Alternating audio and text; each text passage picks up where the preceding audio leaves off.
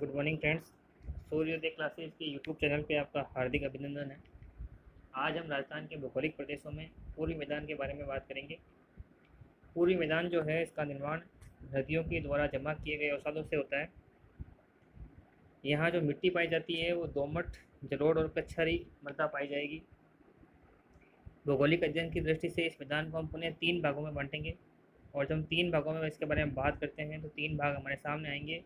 पहला माही का मैदान, दूसरा बनास और बाणगंगा का मैदान, तीसरा है चंबल का मैदान।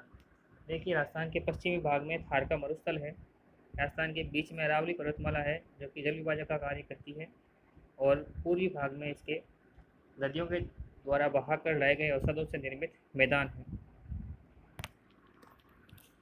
पहला इसका जो भाग है माही का मैदान, हम उसकी बात करते हैं तो इसे वांगड़ या छप्पन का मैदान भी कहा जाता है।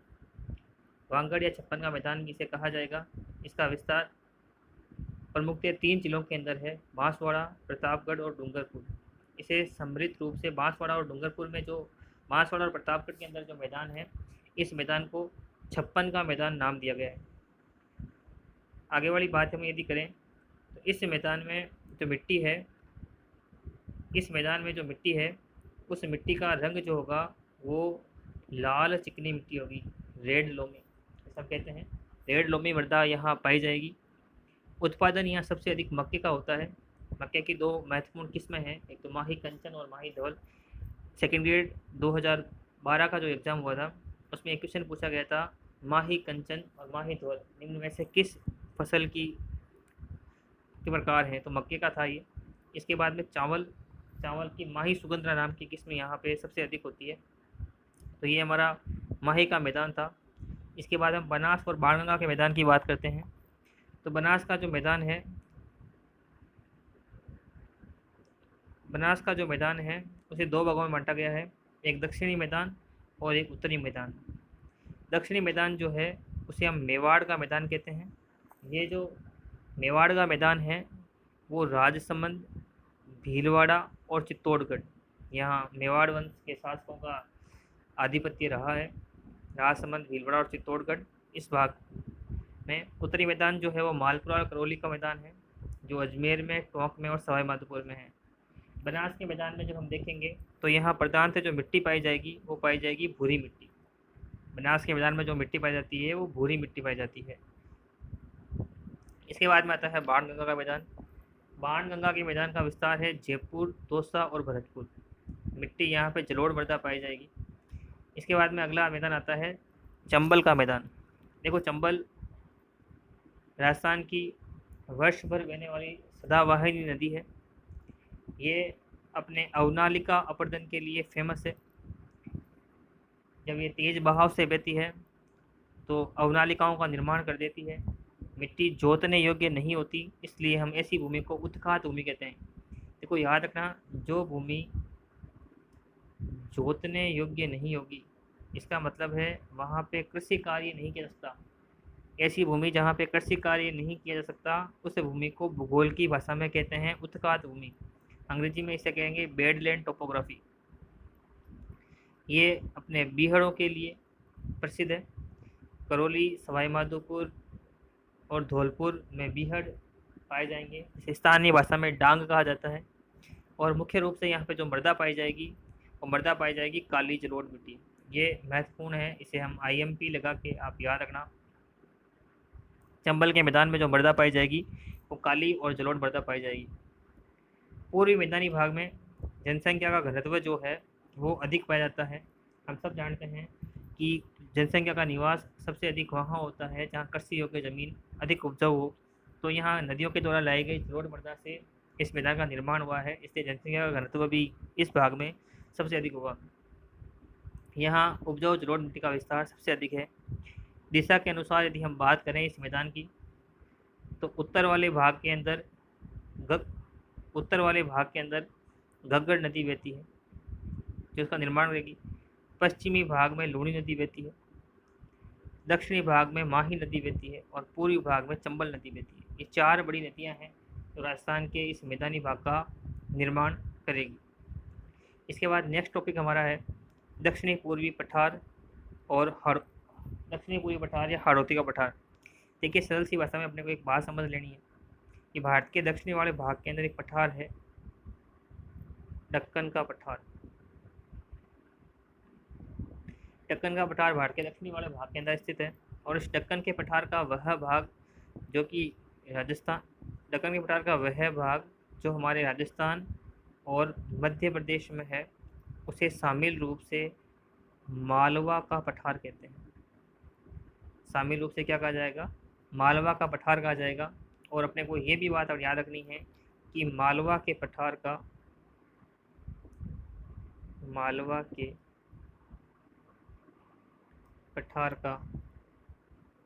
वह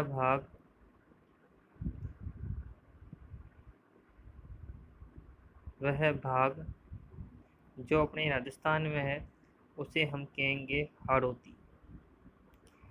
सरल सी बात ध्यान रखनी है कि भारत में दक्कन का पठार है, उस दक्कन के पठार का वह भाग जो कि राजस्थान और मध्य प्रदेश में स्थित है उसे हम मालवा का पठार कहते हैं, और मालवा के पठार का वह भाग जो राजस्थान में स्थित है उसे हम कहते हैं हाड़ौती का पठार।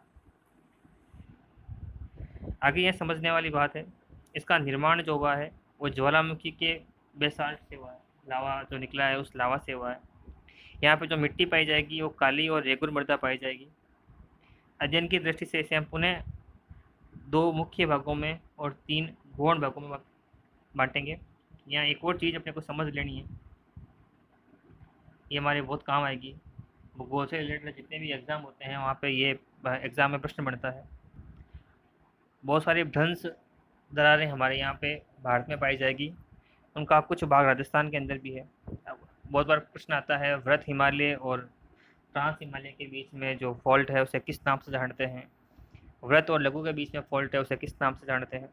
तो अपने को ये वाली बात ध्यान रख लेनी है कि ट्रांस हिमालय और वृत हिमालय के बीच में जो फॉल्ट है उसे हम बोलते हैं सिंधु सांगपो फॉल्ट।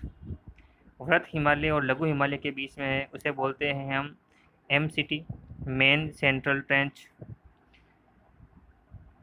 लघु हिमालय और शिवालिक के बीच में है उसे हम बोलते हैं मेन बाउंड्री फॉल्ट। शिवालिक और उत्तर के विशाल मैदान के बीच में जो फॉल्ट है उसे बोलते हैं हिमालय फॉल्ट। अब हम पठार के बारे में बात करेंगे तो 2 इसके मुख्य भाग यहाँ पे किए गए हैं। पहला है दक्कन का लावा पठार और दूसरा है विंध्यन कगार। देखिए ये जो दिया हुआ है GBF, ग्रेट बाउंड्री फॉल्ट, ये ग्रेट बाउंड्री फॉल्ट जो है वो महान सीमांत वृंत है। इस महान सीमांत वृंत के अंदर इसका जो महान सीमांत वृंत का विस्तार है वो चित्तौड़गढ़, भीलवाड़ा, बूंदी और डांग क्षेत्र के अंदर है। देखो आपको दिखाई दे रहा होगा जो ये लाइन बनी हुई है, क्रॉस कर जो लाइन बनाई गई है ये GBF है, ये ग्रेट बाउंड्री फॉल्ट है। इसे महान सीमांत भ्रंश के नाम से जानते हैं। और आपने और अधिक गौर किया होगा यदि तो यहाँ पे जो ये छोटा सा एरो बना हुआ है ये विंध्यन कगार का है, बीच में का भाग दिया हुआ है ये हाड़ौती के पठार का भाग दिया गया है, और लास्ट में आदि चंद्र का भाग दिया हुआ है। दक्कन के लावा पठार के बारे में यहाँ बात की गई है। देखो GBF क्या है, उस GBF के बारे में जब हम बात करते हैं तो GBF एक भ्रंश है जो अरावली और हाड़ौती के मध्य में स्थित है। अरावली की पर्वतमाला और हाड़ौती के मध्य में जो एक भ्रंश स्थित है उसका नाम है ग्रेट बाउंड्री फॉल्ट, जिसे महान सीमांत भ्रंश कहते हैं। इसका विस्तार चित्तौड़गढ़ के अंदर, भीलवाड़ा के अंदर, बूंदी के अंदर, सवाई माधोपुर और करौली और धौलपुर जिलों के अंदर है। ठीक है। इसके बाद में दक्कन का लावा पठार जो है, उस दक्कन के लावा पठार की हम बात करते हैं तो मालवा प्रदेश का आश्रय है प्रतापगढ़ और झालावाड़। ऊपरमाल, बहुत बार आपने ऊपरमाल के बारे में एग्ज़ाम के अंदर क्वेश्चन देखा होगा। ऊपरमाल का जो पठार है ना वो किस किस के मध्य में है, कौन कौन से ज़िलों के मध्य में है, तो अपने को ये थोड़ा सा एग्ज़ाम के पॉइंट ऑफ व्यू से ध्यान रखना है। ऊपरमाल का जो पठार है वो भैंसरोडगढ़ और बिजोलिया के बीच में है ना। भैंसरोडगढ़ चित्तौड़गढ़ के अंदर है, बिजोलिया भीलवाड़ा के अंदर है। जब जिलों की बात की जाएगी तो चित्तौड़गढ़ और भीलवाड़ा के बीच में ऊपरमाल का पठार है, और जब स्थान की बात की जाएगी तो याद रखना है भैंसरोडगढ़ और बिजोलिया के बीच में पठार है, ऊपरमाल का पठार है। ठीक है। इसके बाद में आती है विंध्यन कगार भूमि। विंध्यन कगार भूमि का विस्तार जो है हाड़ौती के बारे में जब हम बात करेंगे तो है कोटा, बूंदी, बारा और झालावाड़। देखो हाड़ौती से इसलिए कहते हैं क्योंकि यहाँ पे हाडा वंश के शासकों का अधिकार था, और हाडा वंश के शासकों का अधिकार होने के कारण इसे कहा गया हाड़ौती। डांग भूमि जो है, एक करौली, धौलपुर और सवाईमाधोपुर का क्षेत्र है, ये कहलाता है डांग। विंध्यन गंगार में चट्टानें पाई जाएगी, उन चट्टानों के अंदर मैक्सिमम रूप से चट्टान पाई जाएगी वो होगी सैंडस्टोन। देखो सैंडस्टोन को हम बोलते हैं बलुआ पत्थर। सैंडस्टोन जो है हमारा वो है बलुआ पत्थर, बलुआ पत्थर।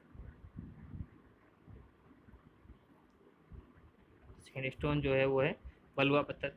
Limestone, red stone, Kota stone और हीरा, ये विंध्यन गंगार में पाए जाने वाले प्रमुख चट्टानें हैं। Sandstone, lime stone, red stone और हीरा। हाड़ौती के जो गौण भाग किए गए हैं, इन गौण भागों के अंदर अर्धचंद्राकार पहाड़ी, शाहाबाद उच्चभूमि और डांग गंगधर जो पठारी उच्चभूमि का क्षेत्र है उसके बारे में हम बात करेंगे। तो अर्धचंद्राकार जो पहाड़ियाँ हैं, उन अर्धचंद्राकार पहाड़ियों के अंदर अपने को ध्यान रखना है, एक तो बूंदी हिल्स जो बूंदी के अंदर है, एक है मुकुंदरा हिल्स, मुकुंदरा अभ्यारण्य भी यहाँ बनाया गया है, तो मुकुंदरा हिल्स जो है वो कोटा और झालावाड़ के अंदर है। शाहाबाद उच्च भूमि जो है वो बारा के अंदर है, एक घोड़े की नाल की जैसी पहाड़ियों के लिए विख्यात है। और डंग डग गंगदर की जो भूमि है वो झालावाड़ के अंदर स्थित है। अब हम राजस्थान के कुछ पठारों की लोकेशन के बारे में बात करते हैं। देखो उड़िया का पठार दिया हुआ है सिरोही के अंदर, ये उड़िया का पठार दिया हुआ है सिरोही के अंदर। आबू पर्वत भी दिया हुआ है सिरोही के अंदर। बोराट का पठार दिया गया है, ये बोराट है यहाँ पे, है ना, ये बोराट दिया हुआ है राजसमंद और उदयपुर के अंदर। देखो बोराट अलग है और भोमट अलग है, दो शब्द समझना, बोराट और भोमट, इन्हें बहुत डीप से समझने की अपने को आवश्यकता है। बोराट जो है वो उदयपुर और राजसमंद के अंदर है, और भोमट जो है वो उदयपुर और डूंगरपुर के अंदर। ठीक है। एक लसाड़िया का पठार है। देखो हमारी जैसमंद जिले NH-76 से जब कभी आप यात्रा करोगे तो NH-76 पे अपनी जैसमंद झील आती है उदयपुर के अंदर, और उसी झील के पास के भाग में आप देखोगे तो वहाँ पे आपको कटा फटा पठार दिखाई देगा। उस कटे फटे पठार का नाम है लसाड़िया का पठार। चित्तौड़गढ़ का जो दुर्ग आपने देखा होगा, है ना, उस दुर्ग का निर्माण हुआ है मेसा के पठार के ऊपर। कांकनवाड़ी का पठार और कास्का का पठार है अलवर जिले के अंदर। अब हम पठारों की डिटेल से स्थिति बढ़ते हैं। उड़िया का जो पठार है, उस उड़िया के पठार के बारे में अपने को ये ध्यान रखना है कि ये दक्षिणी अरावली में सिरोही जिले में स्थित पठार है। पहली बात, इसकी ऊंचाई 1360 मीटर है और ये राजस्थान का सबसे ऊंचा पठार है। उड़िया का पठार राजस्थान का सबसे ऊंचा पठार है, सिरोही जिले में स्थित है, और इसकी जो हाइट दे रखी है वो दे रखी है 1360 मीटर। इसके बाद में दूसरा है आबू पर्वत। आबू पर्वत भी नाम पर्वत लिखा हुआ है लेकिन ये वास्तविक रूप में है पठार है। दक्षिणी अरावली के सिरोही में ये स्थित है, 1200 मीटर इसकी हाइट है, और आबू पर्वत की जो घुमंदाकार संरचना है इसका उदाहरण ये माना गया है। देखो ये घुमंदाकार संरचना है, भूगोल के विद्यार्थी अच्छी तरीके से जानते हैं कि ज्वालामुखी के द्वारा आंतरिक स्थलाकृतियाँ बनती है, उस आंतरिक स्थलाकृतियों के अंदर एक बेथोलित नाम की स्थलाकृति बनती है। जब लावा धरातल को पार करके बाहर नहीं आ सकता और नीचे भूगर्भ में ही एक घुमंदाकार आकृति में इकट्ठा हो जाए, है ना, उस स्थिति को हम बेथोलित कहते हैं। इस प्रकार की आकृति होती है लेकिन होती ज़मीन के नीचे है। इसी आकृति से बना हुआ ये पठार है, बेथोलित से बना हुआ पठार है। इसके बाद में आता है बोराट का पठार। देखो बोराट का पठार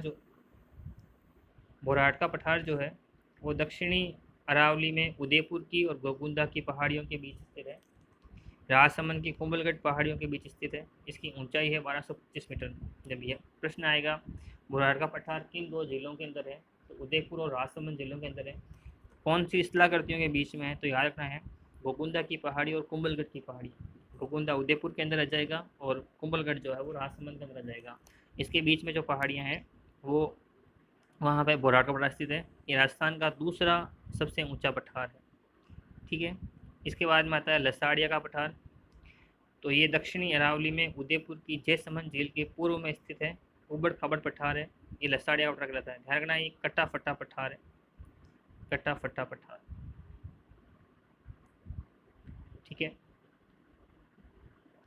इसके साथ ही हमारा इस्तिलाकृति का जो टॉपिक है, भौगोलिक विभाजन जो है राजस्थान का, वो टॉपिक पूरा होता है। सूर्योदय क्लासेस के यूट्यूब चैनल को सब्सक्राइब करने के लिए आपका धन्यवाद।